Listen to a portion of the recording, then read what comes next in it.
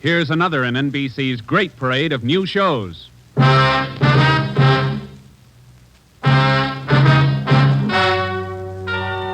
Ladies and gentlemen, the story you are about to hear is true.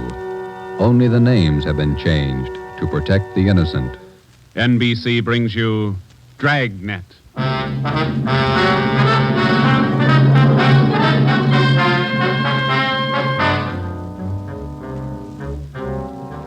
You're a detective sergeant. You're assigned to robbery detail. An armed gang of blitz bandits has started to work in your city. Their pace is fast, 4 and 5 robberies each night. The criminals are not amateurs.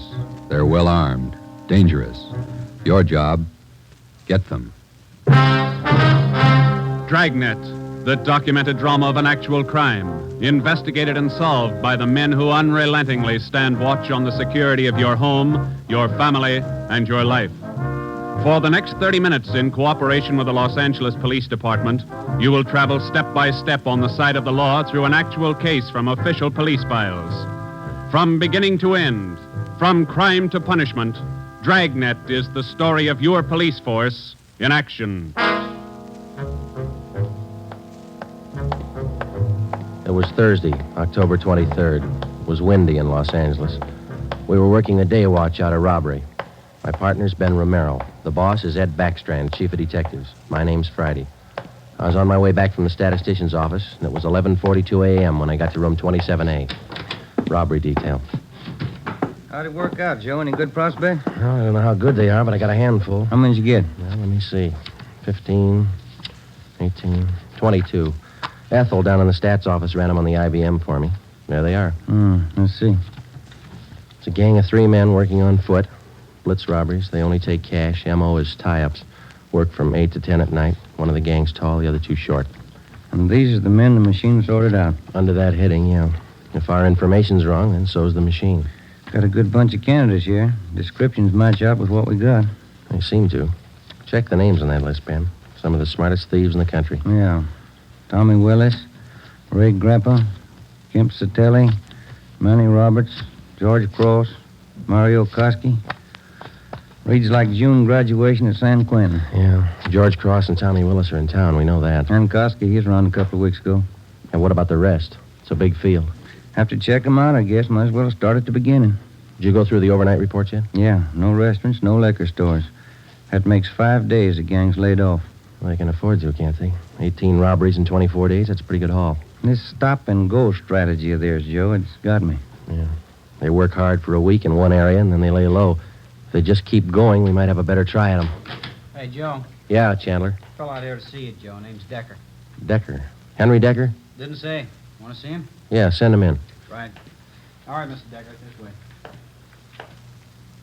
How are you, Joe? You're looking good. Well, Hank Decker. How are you? I'm fine. Oh, what are you waiting for? Applause? Come on in and shut the door. Hank, this is my partner, Ben Romero. Ben, Hank Decker. All right, Hank. How are you, Ben? Hank and I were in service together. Yeah, I just dropped in for a visit, Joe. Are you busy? No more than usual. Sit down. Thanks. I remembered you telling me you were on the PD, so I figured I'd drop around and get an inside track. How do you mean? I just filed with civil service to take the exam next month. Figure I'd like to work at being a cop. He's shell-shocked, Joe. Great pep talk you boys hand out. You sure you want to be a cop? Oh, look, I'm 30 years old, Joe. I'm married, high school education, about a year of junior college. What's your wife think? She's not sold. Well, that's why I dropped in. How about coming out to the house for dinner tonight? You want me to sell her? Just talk to her. 7 okay? Yeah, 7's okay. I'm glad to have met you, Ben. Same here, Decker. See you again. Bye, Joe. See you tonight, Hank. Well, what do you think, Ben? Ought to make a good cop. We had a list of 22 possible suspects. By 5 o'clock, Ben and I had checked out 2 of them who might possibly have had a hand in the blitz robberies of the 18 liquor stores and restaurants in the past 24 days. Number 1 man was Thomas Willis, Caucasian, age 29, 5 feet 11 inches, 175 pounds, dark hair, blue eyes. Number 2 man was Mario Koski, Caucasian, 5 feet 6 inches, 170 pounds, dark hair, dark eyes, large scar under his chin, running across his throat, up to and behind his left ear. According to our informants, and after questioning some of their associates, either Willis or Koski or both could have taken part in the Blitz holdups. We showed their mugs to the victims, but none of them could give us definite assurance that either Willis or Koski were in the holdup gang. At 7 that night, I went out to Hank Decker's house for supper.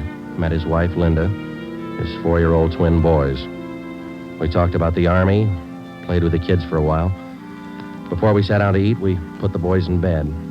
Hank was in the kitchen carving the roast. His wife closed the door to the kids' room, and we started downstairs for the kitchen. What do you think of our 2 atom bombs? Yeah, they're fine kids, Miss Decker. Hank told me that you were worried about him wanting to join the force. I was 12 years old when my father was shot down. He was a policeman in Des Moines. He was only 37 when he died. I wouldn't know what to do if anything like that happened to Hank. What do you want me to say? But does Hank really want it? Can't you talk him out of it? You're his wife. Can you? No, I think it's his choice, Miss Decker. He's going to have to make up his own mind. I'm sorry. If it's what Hank wants, I guess I worry too much. A lot of women marry cops. They have, and they will, and they all worry. Hank will be all right. Will you guarantee it, Joe?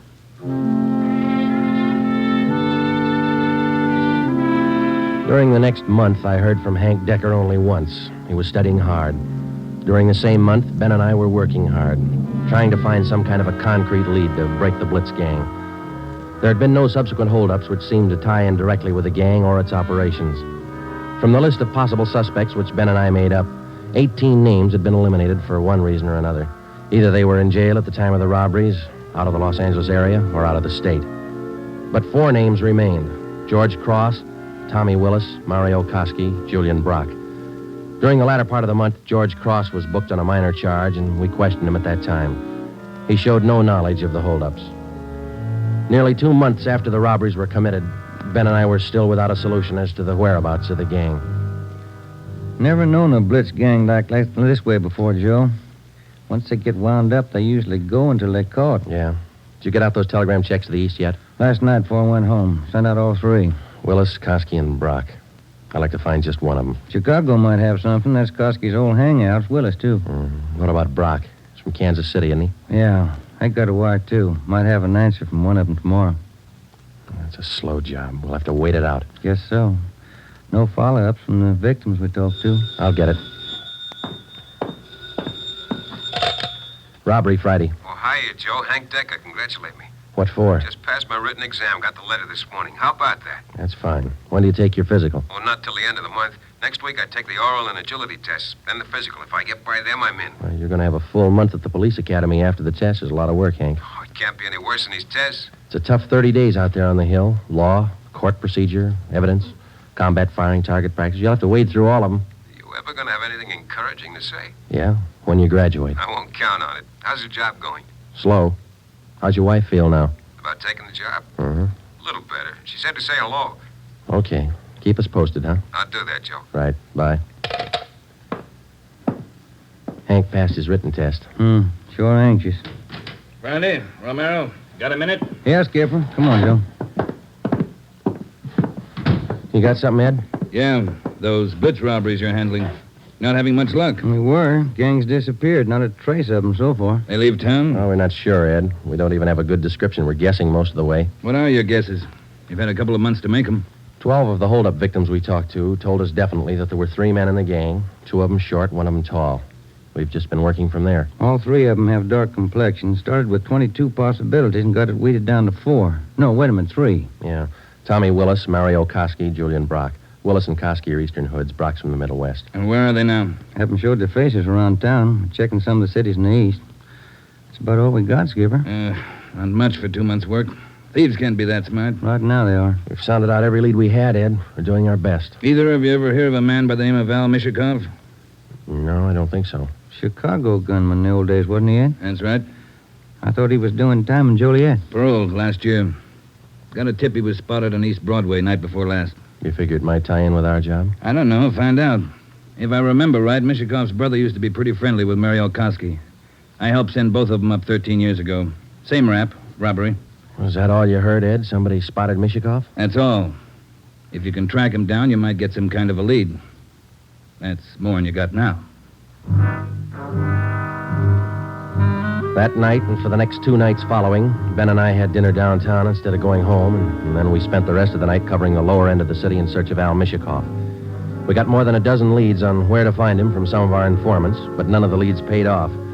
We kept missing him. No one knew where he was staying. No one knew, or no one would tell us. Worst thing about this job, Joe, legwork. We must be averaging 10 miles a night. My feet say 20. Almost midnight. Here's McCarthy's place. Let's try it. Right? Let's go down to the end of the bar, Ben. Yeah. Hiya, Ben. Good to see you come in. What's new? Oh, not much, Bert. Meet my partner, Joe Friday. How are you, Friday? What do you fellas have? Looking for a guy, Bert. His name's Al Mishikoff, Chicago. You heard anything?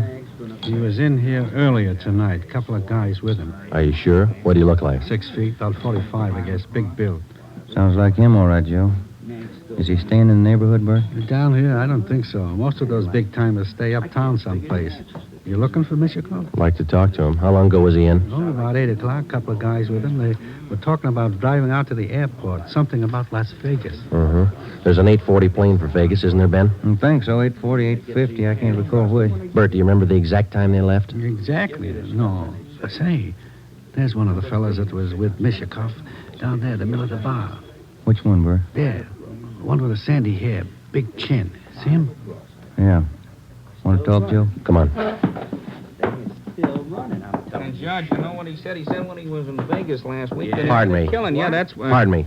I'd like to talk to you a minute. Yeah, who are you? Police, Sergeant Friday.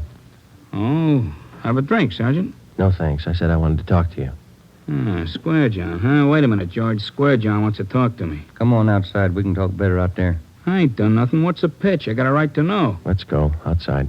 Maybe I don't want to go outside. I think you better. Come on. All right. Quit shoving, you dumb cop, shoving people around. What are you trying to do anyhow? Every sausage.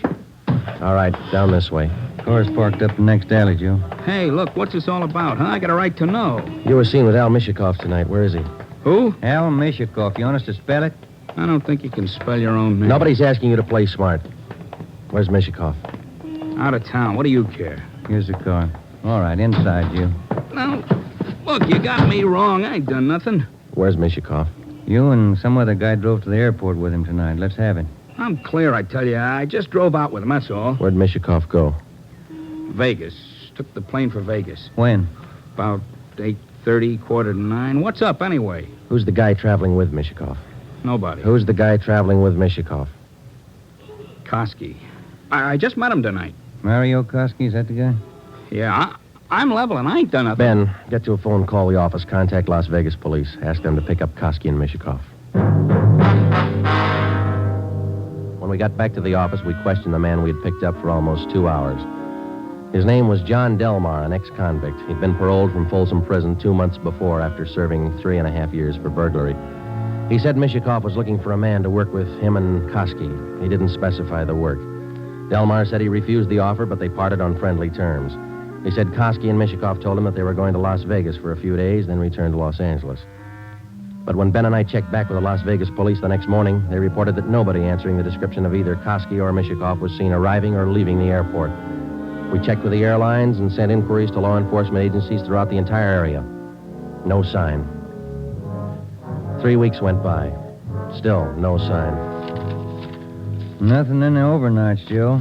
No, not a thing. Oh, yeah, same here. Reno, Sacramento, San Francisco. Nobody's seen him. Ain't got to come out sometime. We can wait. Yeah, we can wait. Gets on your nerves. Let's check with Backstrand. Maybe he's got a job for us in the meantime. You're getting as eager as your friend Hank Decker, Joe. Incidentally, how'd things turn out for him? He passed all his exams, putting in his month's training at the academy now. He should do all right. Oh, yeah. Hi, Mike. Skipper busy? Not in his office. Won't be in till afternoon. What's the matter? He's got a lecture at the police academy this morning. Thanks, Mike. Come on, Ben. Ben and I drove out to the police academy near Elysian Park. We went out to check with Ed Backstrand on the Blitz robberies, not to listen to his lecture. When we walked into the classroom, he was just finishing up, so we sat in the back of the room and listened. It was a pretty good speech. Because of the alertness of the arresting officer, his talent for memorizing detail, and his knowledge of how a criminal acts under a given set of circumstances, the arrest was made. Well, that's about it, gentlemen. Thank you for your attention. Now, when I ran this speech over at home, my wife said it wasn't a very good talk, but at least it came out on time. Now it seems I'm 2 minutes short, so I guess I failed on both counts. If I may, I'd like to use the few minutes that are left to tell you what I think of being a cop after 24 years. For one reason or other, you men have chosen the career of a police officer. Well, let me tell you right now, without any qualifications, it's a thankless job. Maybe you can't see it now. Maybe you think I'm exaggerating. But when you graduate next week and get that uniform on, your whole lives are going to change. You're going to lose friends, a lot of them. They'll want parking tickets fixed, some other favors. You'll have to turn them down, so you'll be a heel, a fathead. When you're on the beach, you're going to meet the cream of society and the scum, the lowest. Sometimes you won't be able to tell the difference. Some of you will have to work with thugs, two-bit gangsters, dope addicts, cheap women, all the human garbage you can find in a big city. You'll come home at night and take a shower to wash off the dirt, but you still won't feel clean. That's the job. When you buy a box of candy and bring it home for your anniversary, the neighbors will say you chiseled it. When you save up a few dollars and buy a new car or some furniture for the house, it's graft. People are going to want favors. They'll offer you things, a free beer or a new dress for your wife. If you take it, you're a chiseler. If you don't, you're a tough cop. Well, here's a piece of advice. Take nothing from anyone, no matter how good a friend he is. Pay for everything you get and don't ask favors. Treat everybody alike, no matter what they look like or what they believe in. You don't play favorites. There are going to be times when a few men in the department get out of line. The newspapers will play it up because it makes good reading, and the average John public will love it. Because that's the only way he can pay you back for that traffic ticket you gave him. Being a good cop is a hard job, but it's a good one. Let me warn you just once more. It's one of the most thankless jobs on earth. That's all, gentlemen.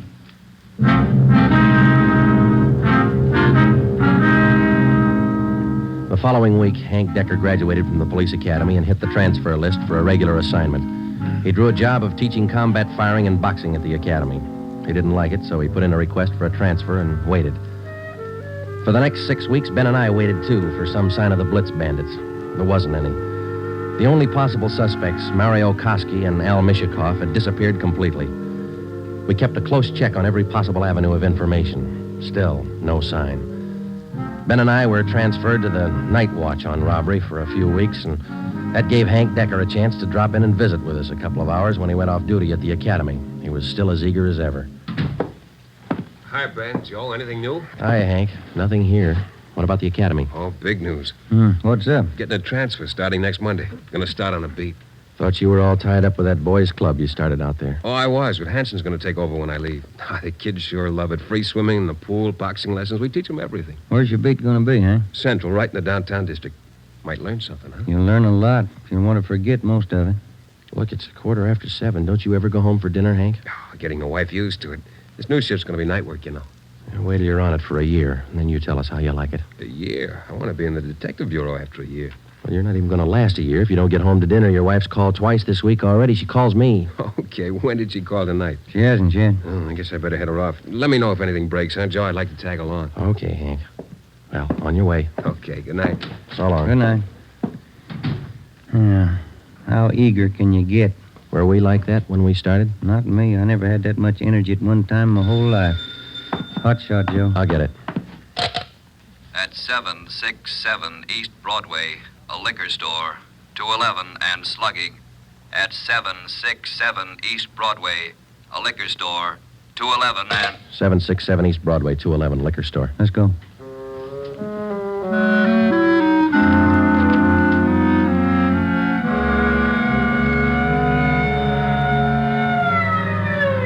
.767 East Broadway, King's Liquor Store. We pushed our way through the small crowd outside the door and into the shop. 2 patrolmen in uniform were already interviewing the proprietor. He had 2 large gashes on his head just above the right temple. He was trembling and badly shaken, but he managed to give us a good description of the hold-up men. Yeah. I can tell you what they look like. 3 of them. One short, one tall, husky, another short one, fat. You remember what they were wearing? Coats. All 3, dark coats. One of the short men, he had a big scar here on the throat, like this. After the 3 men robbed the store, they slugged me and tied me up. Turner, this man's hurt. You call an ambulance? On the way, Sergeant. That's fine. We have just one more question, Mr. King. Here's a handful of pictures. We'd like you to tell us if any one of these men were in the gang that held you up tonight. Let me look. There you are. Take your time. No. No, not him. No. No. Oh, this one. Here. He took the money from the register. Would you look through the rest, please? Are there any more? Let me see again. No. No. Oh, here. Another one. The fat one with the scar. This is him. I think he's the one that slugged me. Thanks, Mr. King. Here's our card. We'll be contacting you later. Turner, will you and your partner take the crime report? We got some checking to do. Right, Sergeant. Thanks. Come on, Ben. Yeah. Koski and Mishikoff. He picked out both of them, Joe. Yeah, he certainly did, didn't he?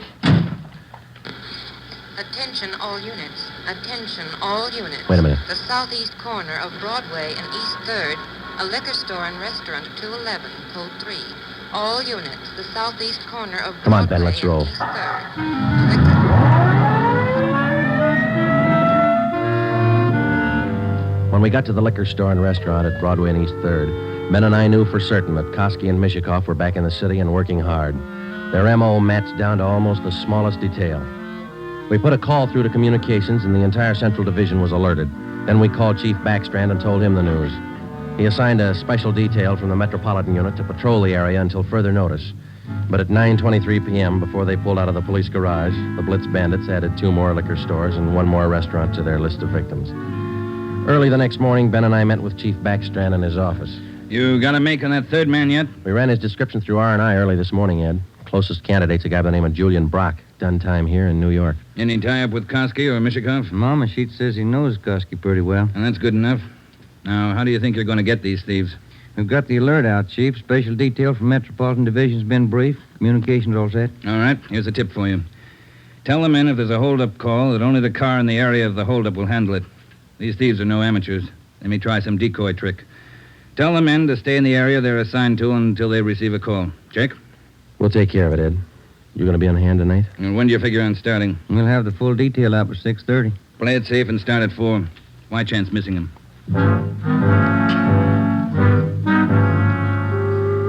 At 3:30 that afternoon, we left the police garage with a special detail from Metropolitan Division, and we started to cruise the central area. We weren't looking for any action the first few hours, and we didn't get any. The 5 o'clock traffic in the downtown area was heavy as usual.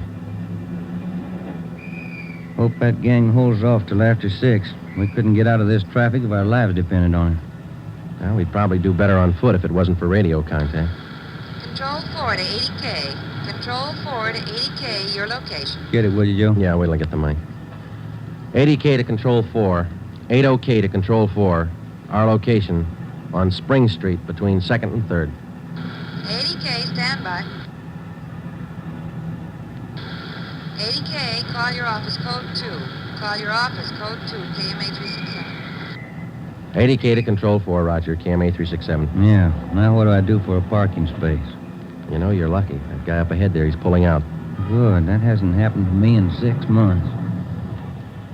Okay, hold on, Ben. I'll be back in a minute. Yeah.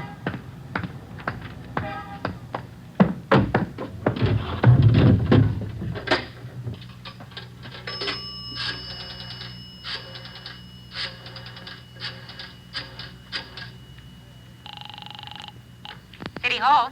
2511. 2511. Robbery, Chandler. This is Friday, Bill. You want us? Yeah, just a minute, Joe. Chief wants to talk to you. Hello, Friday. Yeah, Ed. Cruiser car just brought in a guy answering the description of Mario Koski. Yeah? Get over here right away and question the guy. If it is Koski, we can all go home early. Ben and I went back to the office and questioned the man who gave his name as Conrad Larkin. He was Koski's approximate height and weight, same color hair, same color eyes. The resemblance to Koski's picture was evident. We questioned him thoroughly about the Blitz robberies, and then we checked out his fingerprints. The coincidence was hard to overlook, but we were satisfied. The man was not Mario Koski. There was a phone message on my desk to call Hank's wife. I called her, and then we checked with Chief Backstrand again and started for the police garage. It was 10 minutes past 6. Hey, Ben, Joe, wait a minute, will you? Oh, hi, Hank. What's all exciting? I heard about those jobs last night, the Blitz gang. How about tagging along tonight? What's the stare? You suit yourself, Hank. When are you due home for dinner? I told the wife I'd eat out tonight. You sure you're not due home for dinner? No, not tonight, Joe. Did you have any luck yet? Not so far, Hank. Maybe later on tonight. Come on, here's the garage. How close did you come to the gang last night? Not close enough. 2 steps ahead of us all the way. They sure must work fast. 5 jobs in a row. All right, Hank, let's don't rub it in, huh? Hey, Ben, watch it, will you? Yeah. Woman driver. How about it, Joe? You think I can make the outfit? You can talk to Ed Backstrand. He might get you a transfer after a while. Yeah, I might try it. Joe, look across the street. There's a guy coming out of the bar. Where? In front of the bar. He's standing there. Guy in the dark coat, you see? Yeah. 2 other guys behind him. Who is it? I can't be sure. Ben, you better pull up. Koski. Looks just like his picture. All right. Come on. All right, hold it, mister. We want to talk to you. Run for it, Al, copper! Watch it, Joe! Hank, get down! Get down! 2 of them down, Ben. Other one went up alley. Let's go. Did they get Hank? Yeah. All right, hold it right here. All right, Koski, throw out your gun and come out with your hands up. All right, let's return the fire. Come on.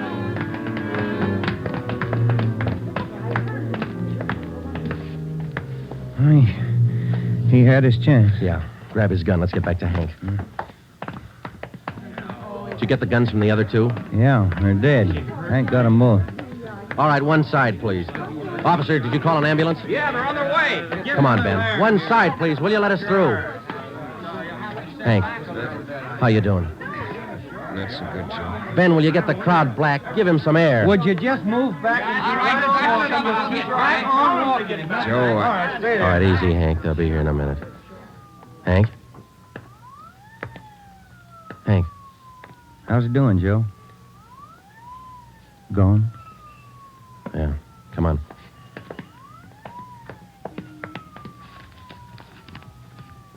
What have you got, Joe? Phone message from Hank's wife. For you? Yeah, Did you return the call? before we left the office. What was it? She wanted me to remind Hank. He was due home for dinner at 7 o'clock.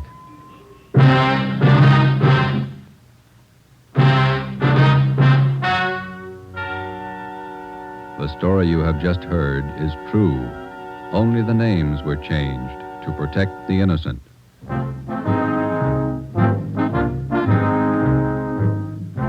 You have just heard the 12th in a new series of authentic cases from official files. Technical advice for Dragnet is furnished by the Los Angeles Police Department. Tonight's program is dedicated to Patrolman James Frank Goggin of the Cleveland Police Department, who, on the morning of January 13th, 1939, gave his life so that yours might be more secure. Dragnet came to you from Los Angeles. If you enjoyed tonight's production of Dragnet, you'll want to listen to Richard Diamond, private detective, as played by the screen's romantic tough guy Dick Powell, heard Saturday on most of these NBC stations. This is NBC, the national broadcasting company.